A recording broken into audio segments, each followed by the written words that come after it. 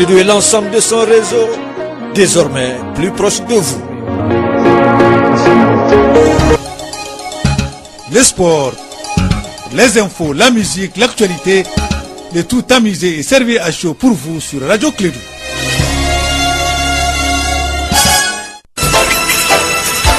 Radio Clédou, le journal avec Sotelma Malitaire. Mesdames et messieurs, fidèles auditeurs, en condition de Clédou et sa matinale, très heureux de vous retrouver. Vous allez être informés. Le journal de Clédou de la première journée, la première fois pour cette matinale du 27 juillet de l'an 2017. Il est exactement 7h01. Le présentateur s'appelle Aruna Tidjani Barouna. Bonjour et bienvenue. Merci Abdoulaye Andan. Bonjour à tous. Bienvenue dans cette édition, la première des Clédou Actualité. Rencontre des soutiens aux chroniqueurs. Madou K-Journal agressé en début de semaine. La plateforme Ante Abana touche pas à ma constitution a organisé hier une conférence de presse après une assemblée générale extraordinaire tenue le mardi dernier. Et puis en Centrafrique, la MINUSCA envoie des renforts à Bangassou, une ville sous haute tension. On en parle dans l'actualité internationale. Et puis nous allons nous rendre à Abidjan où se déroulent actuellement les Jeux africains. Nous allons retrouver Kassim Traoré. Voici pour vous les sommaires. Bienvenue à tous.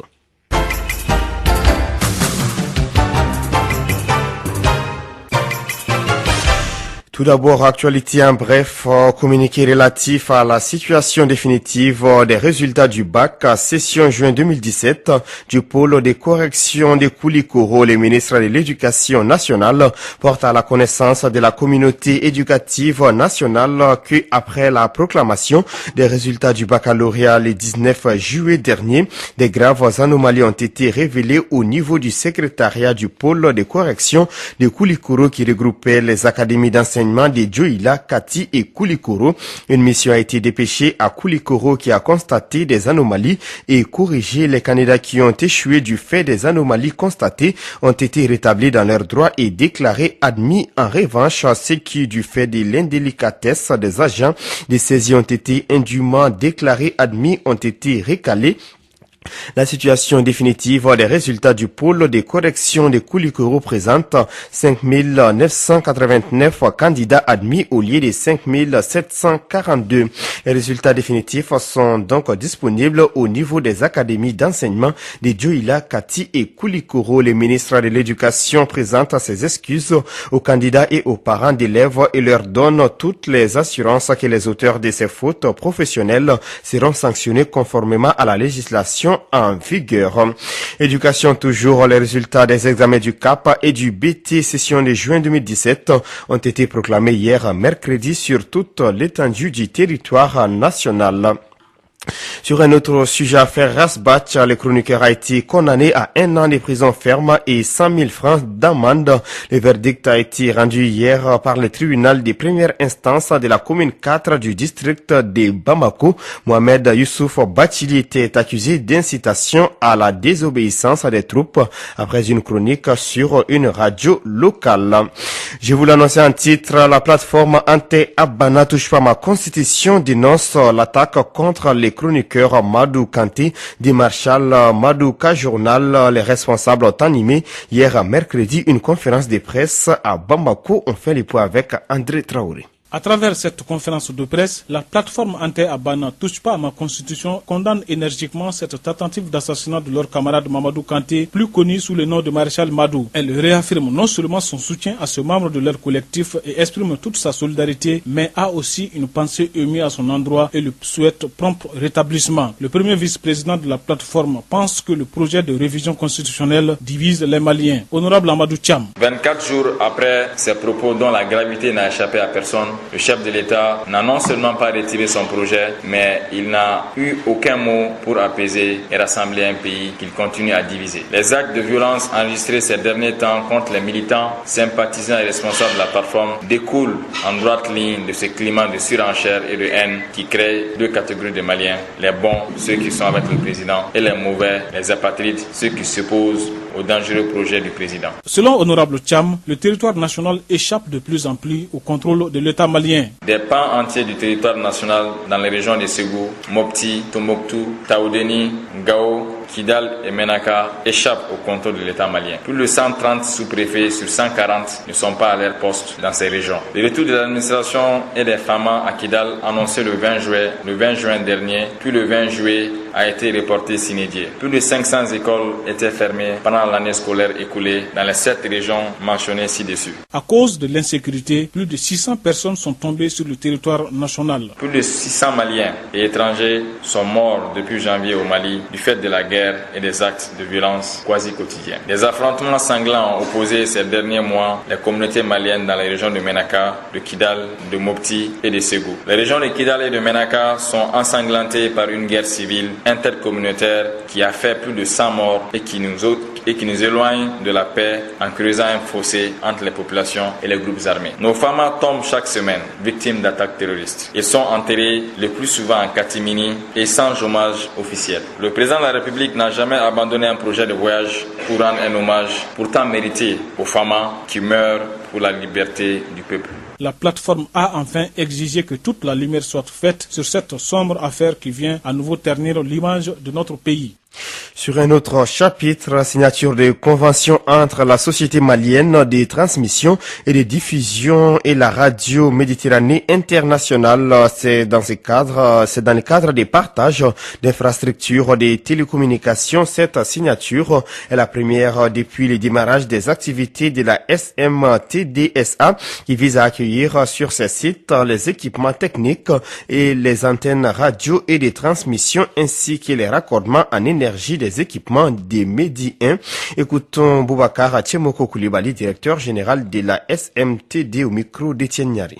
La Société malienne de transmission et de diffusion est une société d'État qui a été créée sous forme société anonyme qui va s'occuper de la diffusion des programmes de télévision publiques et privées et également la gestion de l'infrastructure nationale de fibre optique de l'État. Donc c'est une société que l'État a créée en octobre 2015 qui s'occupera de cette activité-là. L'objectif de cette radio au Mali, comme c'est une radio internationale, c'est de faciliter la réception des émissions produites par cette radio-là. Parce que la convention va permettre à la radio d'être diffusée en FM. Donc sinon la radio diffuse déjà. Et c'est là qui, par exemple en onde courte, on peut capter la radio. Mais la diffusion en FM est plus facile à capter. Les gens pourront capter directement la radio étant dans leur véhicule, étant de façon plus aisée. Donc c'est ça l'objectif recherché. Bon, vous savez, une émission, c'est toujours instructif. Donc il peut y avoir des émissions orientées information, orientée culture, émissions sport. Donc je pense que le public gagnera parce que c'est l'information qu'on va véhiculer et qui dit l'information du savoir. Il y a ce qui est prévu pour la SMTD. Je l'ai dit, la SMTD a été créée suite à la scission de l'ORTM en 2 entités. Et donc tous les contrats antérieurs qui étaient signés par l'ORTM, la SMTD va prendre la main de ces contrats. Donc il y aura des nouveaux contrats qui seront signés par la SMTD. À l'instant, Boubacar Tchemoko Koulibaly, directeur général de la Société malienne des transmissions et des diffusions SA. Sans transition, actualité internationale en République centrafricaine. La MINUSCA envoie des renforts à Bangassou, une ville sous haute tension. 9 casques bleus ont été tués depuis le début de l'année, dont 3 depuis dimanche à Bangassou. La ville est au centre de toutes les tensions depuis qu'un groupe d'autodéfense, il y a plusieurs mois, a décidé de s'en emparer et de s'en prendre à la population musulmane. La MINUSCA a donc décidé de réagir face à ces attaques. Les incendies ont brûlé plus de 7000 hectares dans le sud-est de la France et en Corse. Plus de 10 000 personnes ont été évacuées dans la nuit dernière de la commune de Bormes-les-Mimosas dans les Var, une zone touristique qui voit sa population presque triplée en cette période estivale. Des centaines de personnes s'apprêtent à passer une deuxième nuit dans un gymnase ou à Belle Étoile. Le Premier ministre français Édouard Philippe a survolé les collines en feu. Aux États-Unis, Donald Trump a annoncé ce mercredi 26 juillet dans une série de tweets l'interdiction aux transgenres d'intégrer l'armée américaine. Jusqu'ici, les soldats qui dévoilaient leur orientation une fois sous l'uniforme ne pouvaient être expulsés. L'administration Obama avait d'ailleurs accepté les recrutements des transgenres qui auraient dû commencer cette année. Cette décision du locataire de la Maison Blanche a non seulement étonné la défense, qui n'était pas apparemment au courant, mais aussi a soulevé une vague de protestations de part et d'autre du spectre politique. Grève générale au Venezuela, un deuxième mort en 24 heures dans une manifestation à Caracas. C'est un jeune homme de 16 ans qui a perdu la vie ce mercredi durant une manifestation dans la capitale vénézuélienne. C'était lors de la grève générale lancée par l'opposition contre le président du Venezuela, Nicolas Maduro, et son projet d'assemblée constituante. Annoncé les parquets, l'adolescent dont l'identité n'a pas été révélée est la seconde victime enregistrée lors de la première journée de grève décrétée pour 48 heures pour tenter de bloquer l'élection dimanche des membres de l'Assemblée constituante. Cela porte à 105 le nombre de morts depuis le début des manifestations anti-Maduro.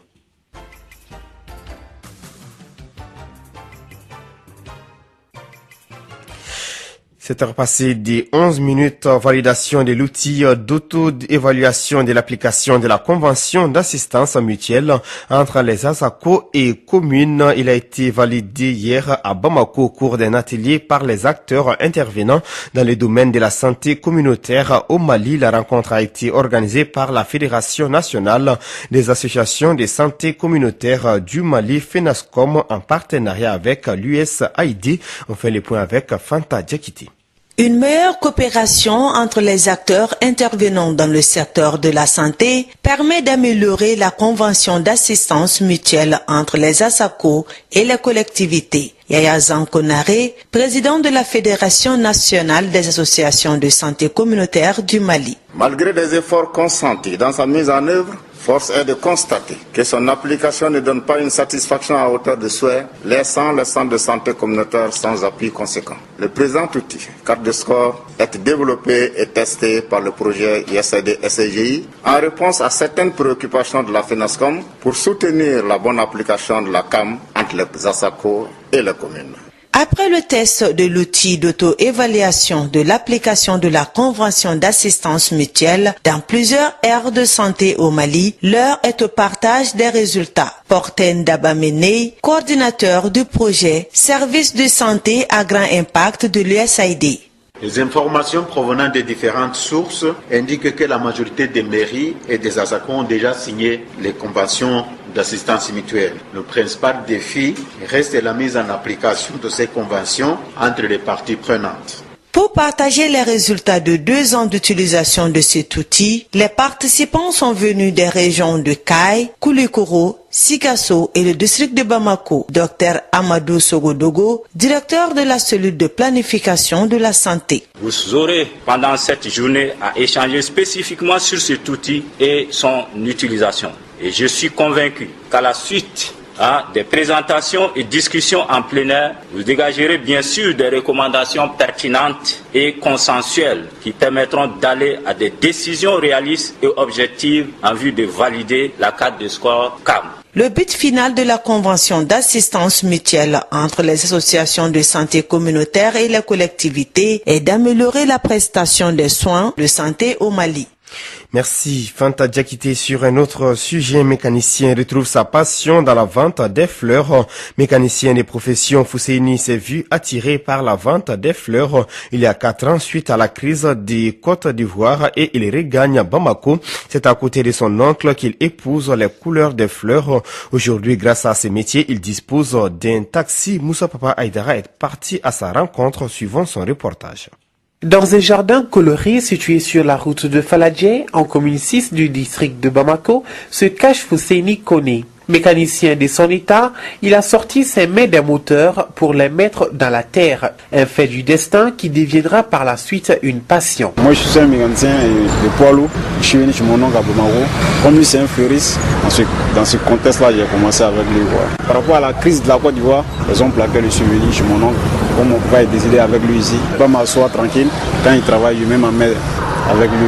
Donc c'est comme ça, c'est parti. Son jardin assez entretenu ne passe pas inaperçu. Son astuce, des fleurs jaunes plantées en horizontale, précédées des gazons chinois. Les piquets peints en rouge permettent de franchir une sorte de portail pour rentrer dans son univers de couleurs. Moi j'ai arrêté la mécanique en 2010, j'ai commencé à 95. Moi-même, je travaille au port même d'Abidjan, au port autonome d'Abidjan. Je me suis marié dans la mécanique, j'ai eu 2 enfants dedans. Mon 3e, il a fait ça pour Bamako ici. Ça, il a fait ça dans ce travail. Difficile pour Fousseini de dire le nombre d'hectares qu'il occupe ou le nombre de plantes qu'il a à sa disposition. Mais c'est un chiffre d'affaires d'environ 4 millions qu'il gère. Bon, pratiquement, ça m'arrange que la mécanique. Hein. Il dit Alhamdoulilah, il dit ça va. Ouais. Parce qu'il parvient à nourrir ma famille dedans, payer mon loyer. Tout ce que j'ai besoin, il fait dans cette boulot. Il n'y a pas de sous-métier. Hein. C'est à Bamako, moi-même, j'ai vu que les jeunes, ils ont leur diplôme, s'asseoir. Tant qu'ils n'ont pas eu leur travail, il ne faut pas aller au travail. La saison pluvieuse est favorable en ce moment à notre fleuriste. Il fait un gain de 100 à 200 000 francs par jour. Cela grâce à la vente des gazons chinois. À l'âge de 35 ans, notre père de 3 enfants dispose d'un taxi à son propre compte. Finalement, chassé le naturel, il revient au galop. Direction Abidjan, 4 médailles en or, 2 en argent et 1 en bronze. Tel est le bilan actuel de la participation malienne aux Jeux de la francophonie lors de la journée du mercredi. Les athlètes maliens ont décroché 2 médailles, une en or et l'autre en argent. Au même moment, les œuvres des artistes maliens bloqués à l'aéroport d'Abidjan sont enfin arrivées au niveau des salles d'exposition à la grande satisfaction des jeunes artistes. On fait le point avec notre envoyé spécial Kassim Traoré. 5e œuvre bien acheminée par DHL Mali en Côte d'Ivoire, les œuvres des artistes du Mali ont été les dernières à être présentées aux membres du jury. Moi, c'est Moussa Kalapo, artiste photographe du Mali.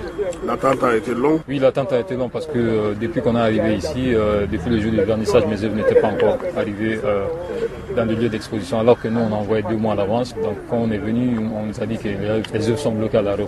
Le vernissage se fait sans mes œuvres et puis les membres du jury ont passé poser des questions devant tous les artistes, devant leurs œuvres à la salle d'exposition. Et c'est aujourd'hui que mes œuvres sont arrivées pour la course. Oui, j'ai pu présenter quand même sur mon ordinateur parce que pendant le 25, j'ai pas eu l'occasion. Donc, heureusement que le jury de la compétition a tenu compte de cet aspect, indépendant de la volonté des jeunes artistes maliens. Moi, c'est Elidi Aplenoukoulio, artiste et sculpteur du Mali. Oui, les œuvres sont venues. Et je me suis présenté au jury, ils m'ont interviewé, j'ai répondu à toutes les questions. Ça a été bien passé. Toi, tu as mon adresse mail. Est-ce qu'on peut espérer?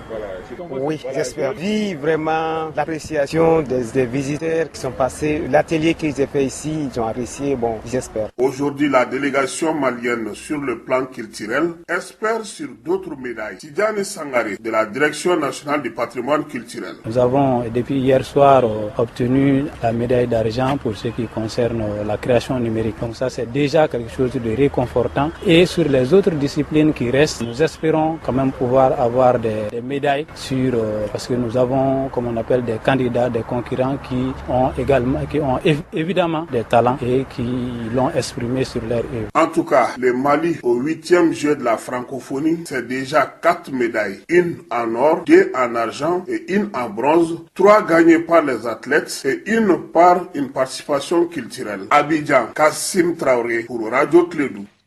Restons sur place. Confrontation entre modernité et tordion, c'est le sujet traité par le jeune conteur camerounais Bertrand. Il a, malgré sa belle prestation, été éliminé de la compétition comme les Maliens Salif Berté. Bertrand du Cameroun revient sur le message qu'il a voulu partager avec les autres jeunes africains. Il est au micro de Kassim Traoré. En fait, c'est qu'on vit vraiment cette situation actuellement où la nouvelle culture, celle des androïdes, bref, celle qui vient de l'autre côté, est tellement forte qu'on a tendance à oublier nos origines, notre identité. Il est question pour moi de faire comprendre qu'on peut avoir les deux en même temps dans notre société. Une qui nous permet de savoir d'où on vient, quelles sont nos origines. Une autre qui nous permet de savoir à quelle époque on vit et où on va. Donc c'est un peu ça le but le message tout entier. Un pied dans la tradition et un pied dans le monde qui évolue très vite.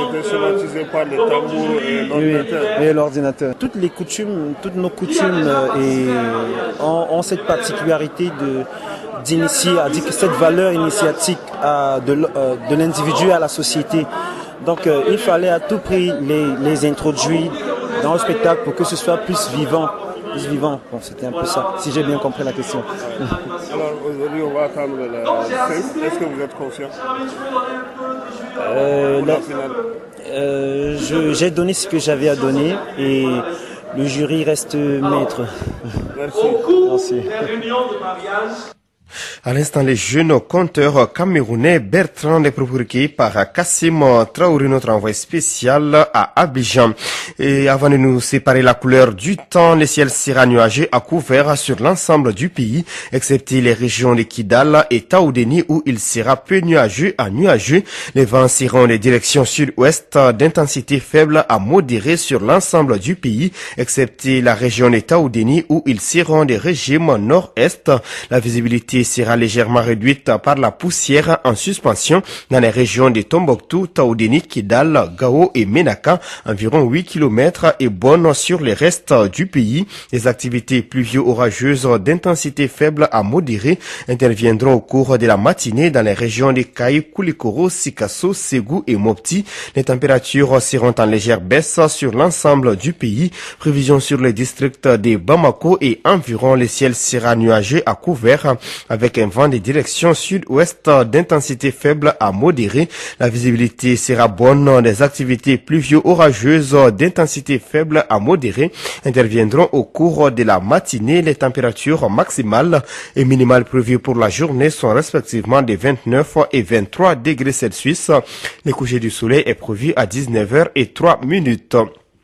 Il est 7h passé des 22 minutes dans notre studio. Nous sommes au terme de cette édition, la première des clés de l'actualité. Merci à vous de l'avoir suivi. Présentation, Aruna Bala technique, Abdoulaye Andan, DT, retrouvé à partir de 7h50. Votre journal des sports avec Bakary Sissé. Je vous retrouve à 13h pour la deuxième session des clés de l'actualité. Radio Kédou, le journal avec Sotelma Malitel.